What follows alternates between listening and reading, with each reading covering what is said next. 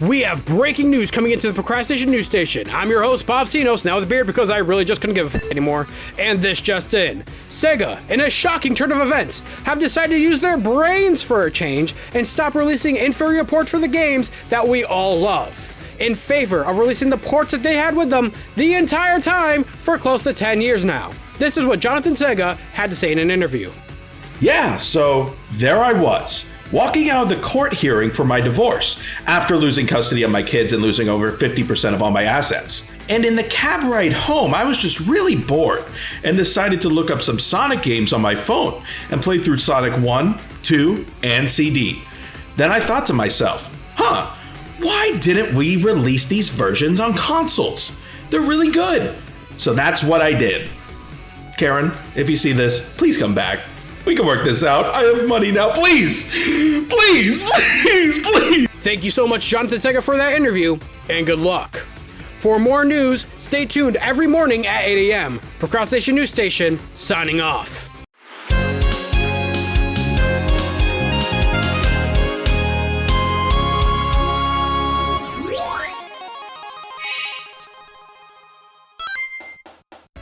Roughly 10 years.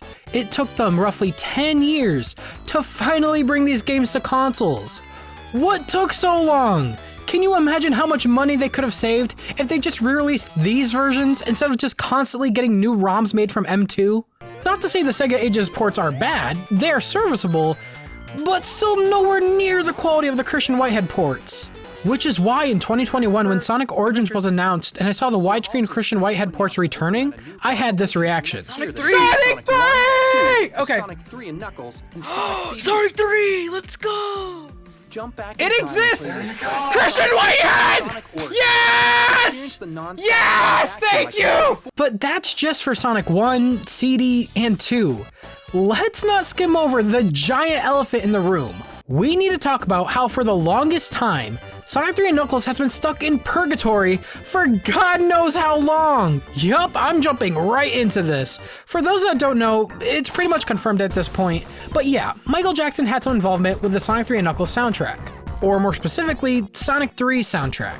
The songs include Carnival Night, Launch Base, the ending theme, the minor boss theme, the Sonic 3 Knuckles theme, and the Competition Select theme. Semi-unrelated is Ice Cap's theme, which was created by the Jetsons' Brad Buxer, who used the melody from an unreleased song called Hard Times. Brad Buxer also worked with Michael Jackson on the other songs. So what's the problem with all this? Well, that's kind of a mystery for the most part. But questions would start to be raised when Sonic 3 and Knuckles Collection was released for PC in 1997 with different music. And the songs...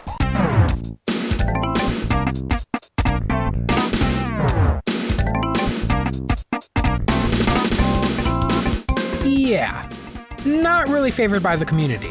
But outside of that release, the game would continue to be re-released with no problems using the OG music all the way until around 2009 when it was released on Xbox Live and PC in 2011 respectively. So what changed in that time?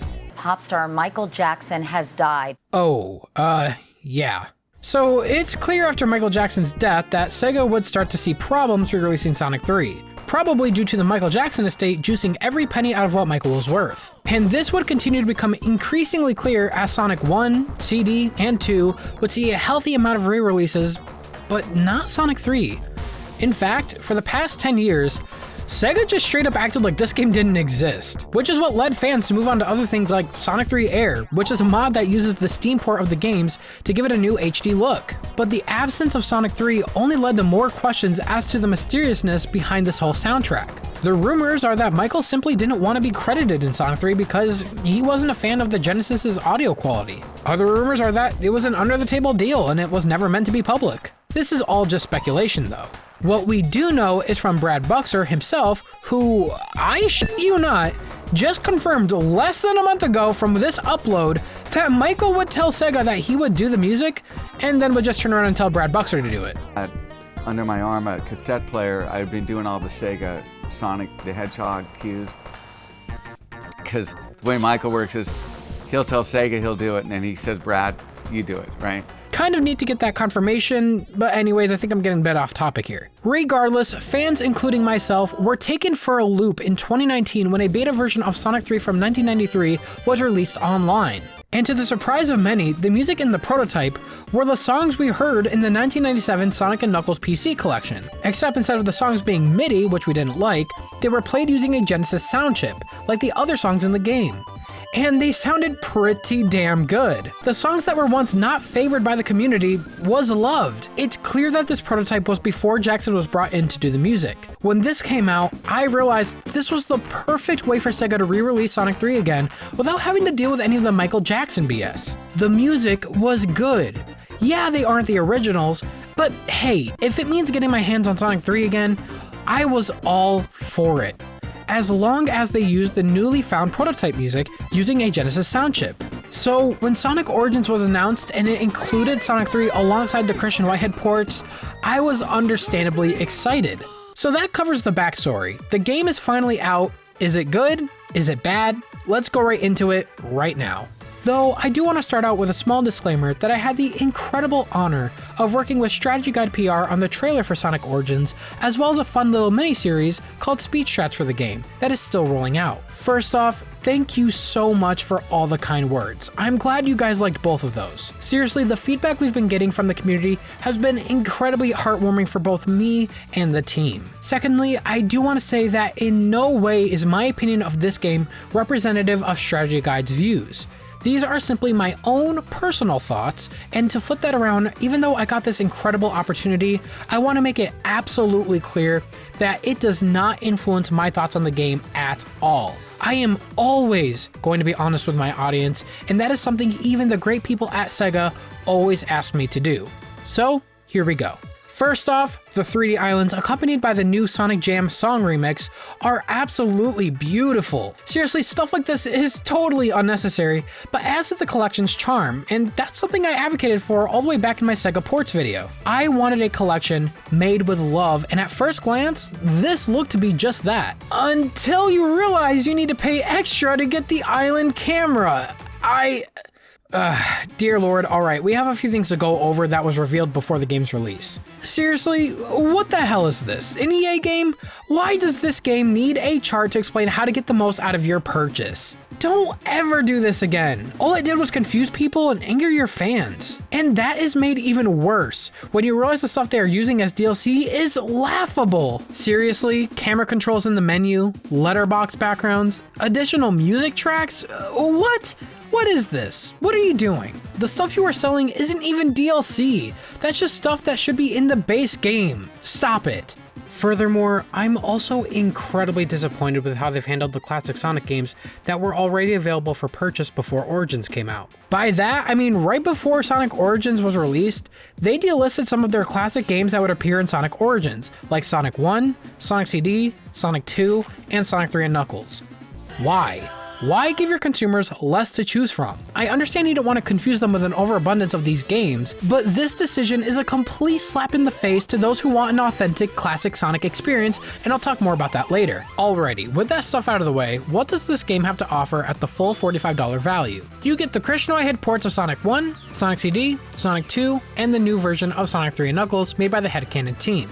Each game has an anniversary mode, a classic mode, a mirror mode, a boss rush mode, and missions in mission mode. There's also an online leaderboard to go against your friends, a museum, blue sphere, and a story mode. So let me explain the modes first before we dive into each game. Anniversary mode plays the games in a full 16:9 screen display with remastered visuals. This game mode gives you an infinite number of lives, so no game overs or time overs. I personally don't mind this change. In fact, I remember one of the main criticisms of Sonic Mania was that it still had a life system and time overs, which some felt was an outdated system. So I saw this move coming, and I'm not against it. In place of the extra lives in game, you have coins. Coins are a new currency in Sonic Origins that are used to unlock content in the museum. They also essentially act as a replacement for lives if you say collect 100 coins or find a monitor that would have been an extra life monitor in the base game. The best use of the coins though, in my opinion, are the special stages. No matter what game you're playing in the collection, if you fail a special stage in Anniversary mode, you can use a coin to retry instantly. I personally really like this. Though, since I've been playing the game since I was a kid, I usually breeze through all these special stages, but for newcomers or people who just aren't good at the classic games, it is a good way to help them get the good ending in each game. So that covers Anniversary Mode. What about Classic Mode? Classic Mode plays each game in its original 4x3 screen display, and it has lives and time over systems in place like the classic games. Now, this is the part that is confusing. Even though Classic Mode is called Classic Mode, you would assume it would be the authentic experience of these games, but it still features the remastered visuals seen in Anniversary Mode. And furthermore, it gets more confusing when you account for the new gameplay features in the game. You see, for all the games in the collection in Anniversary Mode, Sonic can now drop dash, the move introduced in Sonic Mania. That's cool. And when you go into Classic Mode, Sonic can't drop dash anymore. Makes sense.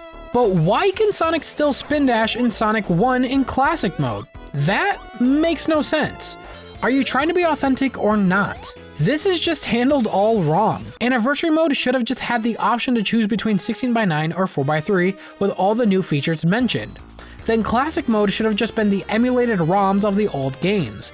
That way people can get a true authentic classic experience if they want that. And going back to the whole delisting of the classic games thing, that is why I don't agree with them doing that. They essentially delisted an easily accessible way to play these original ROMs. The games in Sonic Origins are not one-to-one like the originals, so people are now stuck with these new versions. If Classic Mode was just the ROMs that were now delisted, no one would be complaining. Next up we have Mirror Mode, which is the game backwards. Not much to say here. But I will say though that trying to play the same levels I've been playing for years but backwards is a lot harder than it sounds. Next up we have a boss rush mode for each game, which is pretty fun. I can't complain. It's always fun trying to beat this mode with the fastest time possible.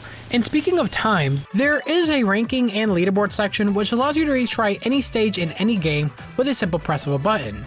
So that way you could go against your friends and try to beat their time. And I must be honest, this is where I personally found most of my enjoyment in Sonic Origins. It was just so fun teasing people online, going back and forth trying to beat each other's time, looking at you Red Hot Sonic take that. It was just a lot of fun. Another highlight for Sonic Origins is Mission Mode. For each game there is a range of missions ranging from easy to hard to complete. Honestly, while most of these can be quite easy for longtime fans including myself, I'm not going to lie and say that I didn't have some fun, because I did. I also found this mode to be a great way to collect coins for the museum, which I'll discuss more about later. I do also like that these are ranked, so you can retry and really do your best to get the best rank possible. But I do wish there were more missions in general. I really enjoyed these, and I wouldn't have minded there being more in the game. Alrighty, with the modes out of the way, let's go into each individual game, and let's start with just the positives for right now, starting with Sonic 1. The second you boot into the game, you are greeted with such a beautiful cutscene of Sonic seeing the flickies getting taken away by Robotnik to get roboticized, which kicks off the game. While short, the addition of these animations is so welcomed, and it really helps to put a bigger emphasis on the story, which is greatly appreciated. I mean, if you wanted to know the story of what's going on in the base games, you had to look at the instruction booklet. With the addition of the drop dash and the spin dash, I really do enjoy my playthrough of Sonic 1. Growing up, I played Sonic 2 first. So when I got to playing Sonic 1, I was never the biggest fan of this game, mainly because of the absence of the spin dash, but also the slow level design that would take precedent over everything else in the stage, like Marble Zone and Labyrinth Zone. But this game is still a classic, and playing with the new gameplay features does help, and especially the coins regarding the special stages. I'm sorry, but Sonic's 1 special stages are not my favorite. In fact, these are the special stages out of all 4 games that I fail the most, so having coins this time really eases that frustration. I also think it's really cool that we can select to play as Knuckles in Sonic 1, something that hasn't been done yet, and giving the player the freedom to do so is cool. Next up is Sonic CD, because CD happens after Sonic 1 and before Sonic 2. I don't want to hear it in the comments, this game squashes all down, so shut it! CD starts with a cutscene of classic Amy playing with her tarot cards. The second I saw this, I screamed. The attention of detail they went to for some of these are incredible, and again, helps put more emphasis on the story. Heck, people didn't even know about Amy's tarot cards unless they read Sonic CD's instruction booklet, so the fact that this is put in-game helps bring everyone up to speed. But that's not the only cutscenes, as the second you go into the game, it starts playing Sonic CD's original cutscenes in a new HD look. It's probably AI upscaled, but it is very much welcomed as it maintains the original look and simply looks incredible. And I'm happy they kept these in the game alongside the new cutscenes. You can't replace perfection, and make no mistake, Sonic CD's opening is indeed Perfection. Also, side note, I'm happy to see the opening has lyrics this time around. I know when this port was released in 2011, the opening was just the instrumental, so it looks like they handled whatever licensing problem they had then. The game, though, is essentially the same port that was released in 2011, with the only difference being the addition of the drop dash. So that means you get all the options that were in that port, like the choice between what spin dash to use, as well as the choice between the American or Japanese soundtrack. Personally, I go with the Japanese soundtrack, but both are really good. You also get the choice between Sonic and Tails. Just Sonic and Tails. Yup. Sticking with the positives right now. Alrighty, Sonic 2. This game by far has my favorite cutscene. It starts out with showing Tails getting bullied for his two tails from the other foxes, then getting saved by Sonic. When I first saw this cutscene, I got so emotional. Now look, you guys already know that Sonic 2 is my favorite game of all time. It's also my first video game of all time. So finally seeing the origin of Sonic and Tails' friendship was just awesome to see. In Sonic 2, you really get the most options here. You can play as Sonic, Tails, Knuckles, Sonic and Tails, and Knuckles and Tails. Just like Sonic 1 and Sonic CD, you get the drop dash, which is nice. And like in Sonic Mania, you could use Tails to fly you up to higher ground or simply to cheese bosses. That's cool. And as mentioned, Origins includes the remastered visuals, so the special stages in Sonic 2 look fantastic and super smooth. Also, just like the mobile release, you have the option to go through Hidden Palace Zone if you find the infamous pit in Mystic Cave Zone. I'm happy they kept that in. And yeah, it's Sonic 2. Nothing much else to say right now, so let's move on to Sonic 3 and Knuckles. Which I have to say, the ending cutscene of the Death Egg crashing into Angel Island is awesome at the end of Sonic 2. And again, a great way to show how the stories are connected. But before we go into Sonic 3, I have to talk about some of the problems we had with the first games. Because while there are a good amount of positives, there are a few negatives. In Sonic 1 and 2, if you jump after rolling either by pressing down or spin dashing, you can't influence your jump in mid-air. Now, from what I understand, yes, this was a problem in the original base game and was originally in the Christian Wired ports, so I can't hate them too much for this. But with the addition of the drop dash, it really makes this problem more magnified this time around. In fact, in Sonic CD and Sonic 3, this isn't a problem. So I hope for the sake of consistency and control that this gets patched. Now regarding Sonic CD, why can't you play as Knuckles here? If you could play with him in Sonic 1, which is new, not being able to play with him in CD is just baffling. I think CD would have been a very good fit for Knuckles too, since a lot of the level designs are mainly platform based and usually very vertical. It would have been perfect for his gliding and wall climbing. Yes, I do know they probably would have needed to make new sprites for him, especially considering the special stages and all, but so what? Do it. That would have been awesome. And it could have been used for the marketing too to entice more people to get this version. Again, we're paying $45 for these ports. If there's gonna be changes, they should be good changes. Now, let's talk about Sonic 2's problems. As mentioned already, not being able to control your jump after rolling is a problem in this game too, and that's kind of annoying. But in this game, you'll notice that if you choose to play with Tails, you might start to get a little bit annoyed of the constant jumping and other sound effects as they play non-stop as you try to enjoy this incredible experience. Jesus, enough! Did no one on the dev team not realize that Jumpy here won't despawn? Will you stop? This is a major problem with Sonic 2,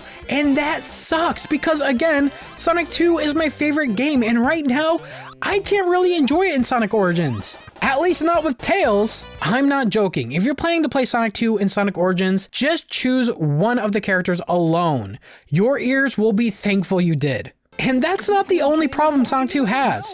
There is serious bugs that need to be ironed out. Straight up, just getting locked behind loops as if they were walls, and the Hidden Palace boss just, well,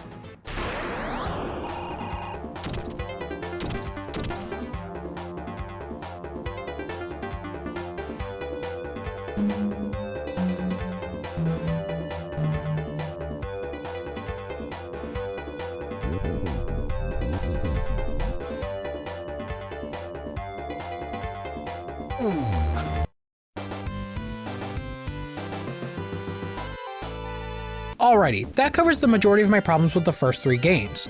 Now, let's move on to Sonic 3 and Knuckles, the game that was stuck in purgatory for so long. What does Origins bring to the table for this port? Well, like the other games, it starts with a cutscene that bridges Sonic 2 to this game, and I love this cutscene so much, showing Eggman tricking Knuckles. After that, when going into the game, it's just like the base game. You have multiple save files and you can choose between Sonic and Tails, and Knuckles. The quality of life changes are apparent right when you start the game, and when you see the first in-game cutscene. The new little character animations are nice, like Knuckles in a fighting stance rather than just standing there in the original, as well as other quality of life changes to the animations. New to Sonic 3 in terms of gameplay is the drop dash. And if you select Sonic and Tails, you can choose to control him to fly you to higher ground, like in Sonic 2. Now, this isn't just Sonic 3 or just Sonic and Knuckles. This is the full experience Sonic 3 and Knuckles. But what's cool, and seemingly taking inspiration from other fan projects like Sonic 3 Air and other Sonic 3 mods, they kept in the original Sonic 3 Big Arm boss between games. That is very much appreciated. I love this boss fight, and I would have been very sad if they cut this out, but thankfully it was put in. Also, I really like the new cutscenes if you choose to play as just Tails. You actually see him land the tornado. It's a small detail, but it is appreciated.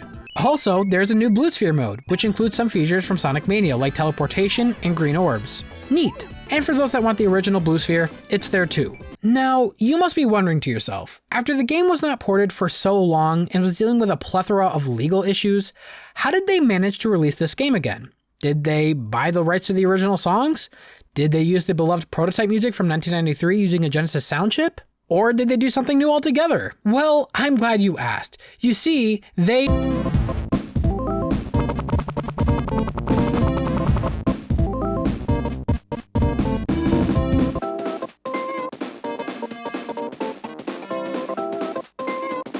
Oh, okay. What? Why? What the hell happened? This wasn't even on my bingo card. Sega, how could you drop the ball this hard? It sounds like you took the MIDI version from the PC, just stuck it back through a Genesis filter, played it underwater, and that's the version in the game.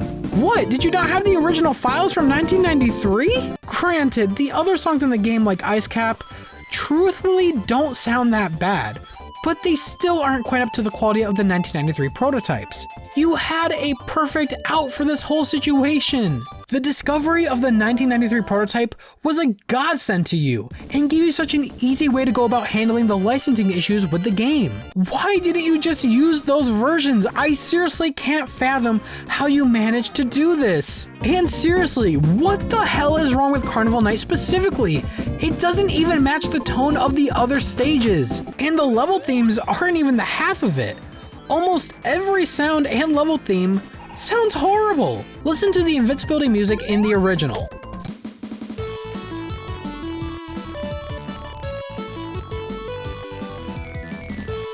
Now listen to it in Origins.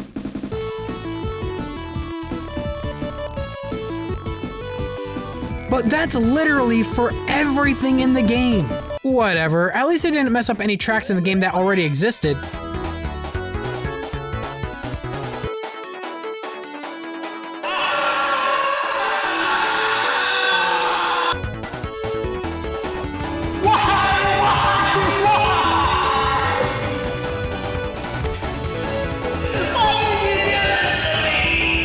Okay, what's the point of this one?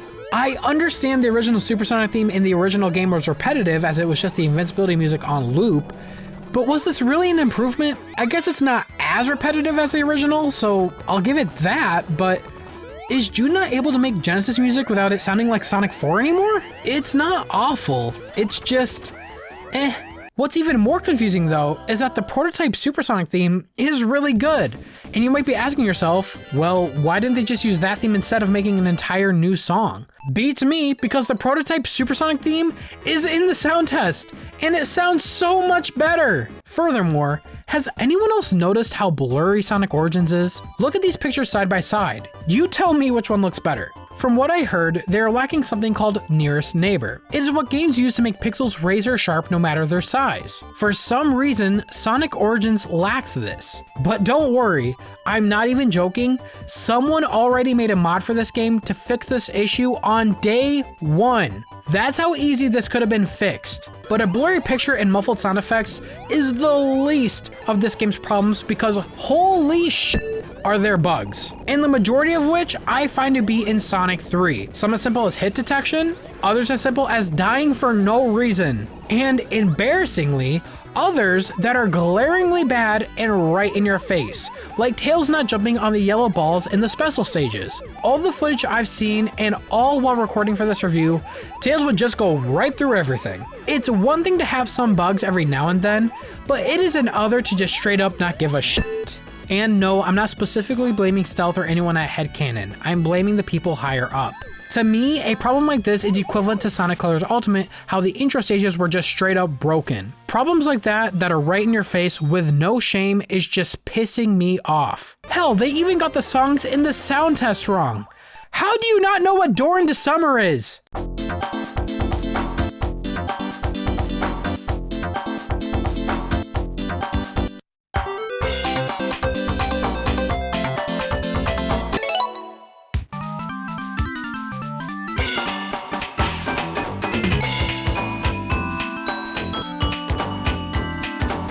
There are songs in the sound test that are labeled wrong. You know, a simple Google search would have solved this. And then there is stuff that is under the surface, like the fact that this game uses de novo DRM. Why? Did they not learn anything after Sonic Mania? No one likes DRM and it doesn't work. All it does is hamper the performance of your game and make the files larger than they need to be. People are already reporting major input lag and stutters with the game. It's a 2D Sonic collection.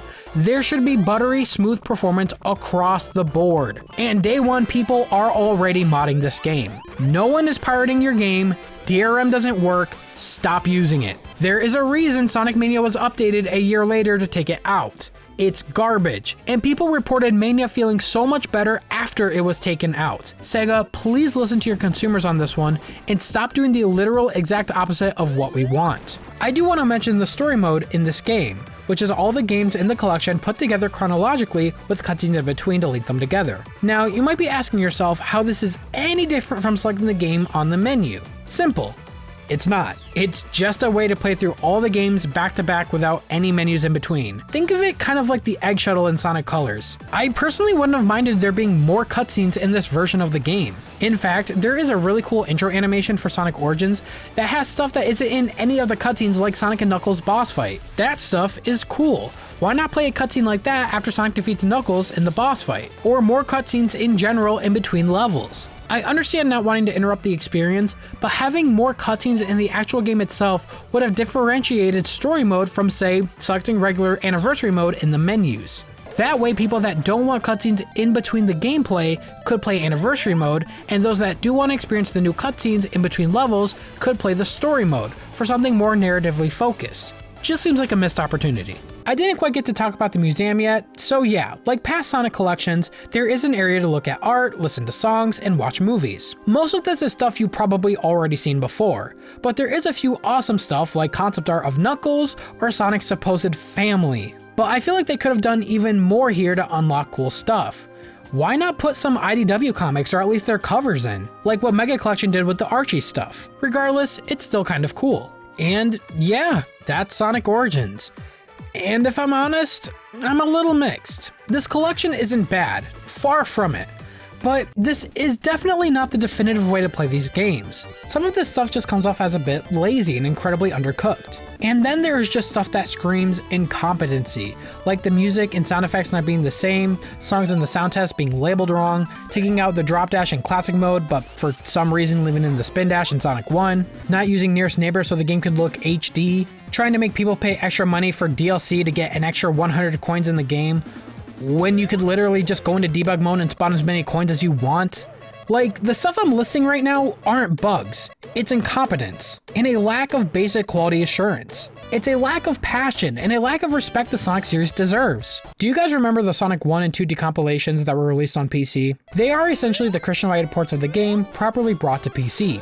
Outside of the drop dash, which is probably something you can mod in anyways, they are already better than the versions in Sonic Origins. The pixels aren't blurry, and Tails in Sonic 2 doesn't get stuck throughout the levels and despawns normally. Yeah, I checked. That's just an Origins thing. They broke something that wasn't broken before. Now, I'm not saying don't get Origins because of this, no. I just wanted to bring this up as a point that Sonic Origins isn't being the definitive version of these games I want it to be. And I'm just going to say this now.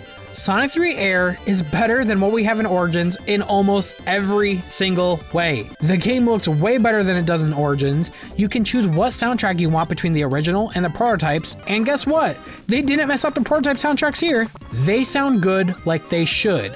And you could also choose between a remastered or an emulated soundtrack. And you could also choose specific things in-game between Sonic 3 and Sonic & Knuckles sound effects. Which, speaking of sound effects, nothing sounds muffled unless you want it to be when you're underwater. Yes, that's an option. You can change your visual stuff too, like the character rotations, the display, animations, the fucking time of day in Ice Cap. You can even lower the amount of hits the Lava Reef boss takes. This game has it all. And it is done 10 times better than anything you could do in Sonic Origins. And guess what? I have no problem saying this is the definitive way to play Sonic 3 via Sonic 3 Air, because guess what? You need to own a legit copy of Sonic 3 on Steam to play Sonic 3 Air. So I hope those that want to play the definitive version of Sonic 3 already have it on Steam, because right now, you can't get it. Because again, Sega delisted these games. If you want to play Sonic 3 on Steam and you want to play Sonic 3 on modern hardware, right now, you are forced to play an inferior, buggy version.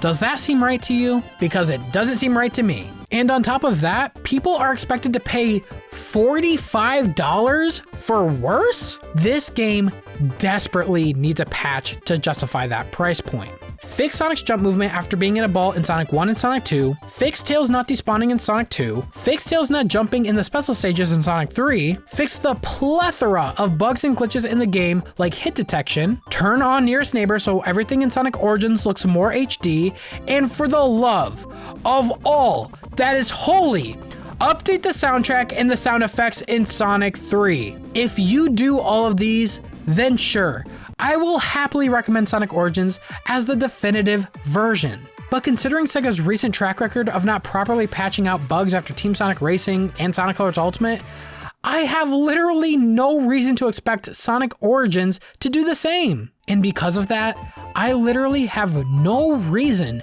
to recommend Sonic Origins if you are not a hardcore fan and already own other versions of the game. The only way I would recommend Sonic Origins to anyone is if they aren't a hardcore fan, they don't own any other version of the game, and they want to play it on modern hardware. If that's the case, then sure, by all means, get it. Please let me reiterate. Sonic Origins is not bad, but in my view, it isn't the definitive way to play these games.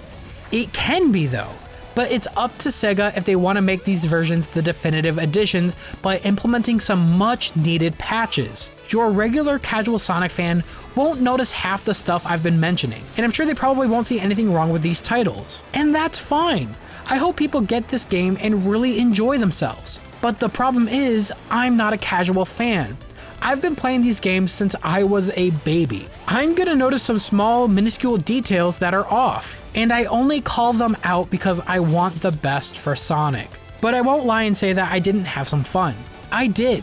The leaderboard section, being able to race against my friends, and the mission modes were some of the most fun I've had in a long time. The addition of the drop dash and the cutscenes are awesome, and being able to revisit some of my favorite games since I was a kid was a treat. I'm happy Sega listened to fans and are finally releasing the Christian Whitehead ports of the game, and I'm happy to see Sonic 3 is no longer in purgatory, but I am not jumping off the walls in excitement due to the execution. This needed more time. This still needs fixes, and until then, I see myself using other means to play these titles, or downloading mods to bring this game to the state I want it to be in. And that's my review of Sonic Origins. Sometimes when you really love and care about something, you gotta show it some tough love. Sonic really does deserve better quality and care. The Sonic movie franchise is doing really good right now, and it's bringing in a lot of new fans, which is why I think it is super essential for Sega to get the games right this time around, because guess what? If someone from that franchise decides to jump into the games, if they were to look at the new titles that recently came out, they would have to choose from Team Sonic Racing, Sonic Colors Ultimate, and now Sonic Origins. And based on the track record of the past two titles, Team Sonic Racing and Sonic Colors Ultimate, how could I not be worried about Sonic Origins and where it stands right now? Will they actually patch this title? Because for the past 2 games, they didn't patch it enough. And furthermore, to add on to that, how could I not be worried about the future state of Sonic Frontiers when it releases? What is the level of quality that is sufficient for Sonic the Hedgehog when it leaves production? I'm worried that it's a really, really low bar. In the end, I really, really hope Sonic Origins gets the patches that it needs so these games can be the definitive way to play. But I'm not going to hold my breath that it actually does. With all that said, I really had fun with this title, and I hope you guys did too. But there is some more work that needs to be done for it to be better. With all that said, thank you guys so much for watching this video. This is Sam, signing out. See you later, procrastinators.